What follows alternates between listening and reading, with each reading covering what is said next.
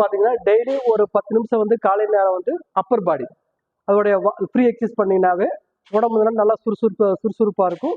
Daily பண்ணிங்கனாவே நல்ல ஒரு ஆரோக்கியமாக இருக்கும். 10 எக்ஸசைஸ் ரெடி ஸ்டார்ட் பாருங்கள்.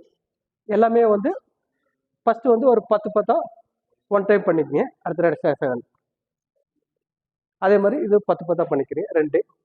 அடுத்தது நல்லா 3 அப்படியே ரிவர்ஸ் 4 அதில் 5 அடுத்து 6 பின்னாடி 7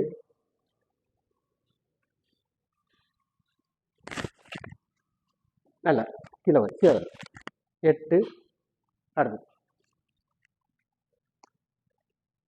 9 அடுத்து ஓகே.